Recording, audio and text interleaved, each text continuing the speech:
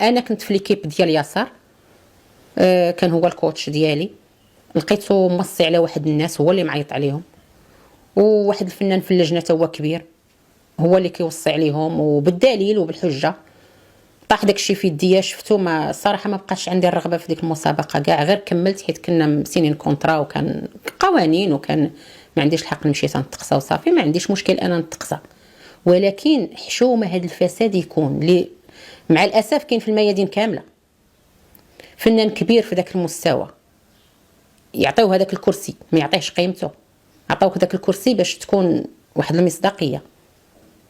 ولكن هذاك الدليل اللي طاح في ايدي خاصو يحيدو من داك الكرسي باش نعرف داك البرنامج راه برنامج نقي. ولكن ملي جيت نشوف هذا العام ملي تظلم هذاك الولد تا هو وخرج بهذاك الهضره، ما الصراحه ضامنت معاه، حيت انا حسيت به. بزاف ديال المشاركين كيظلموا كيمشيو ساكتين، علاش؟ ما تيكونش عنده شي دليل في يديه باش يهضر.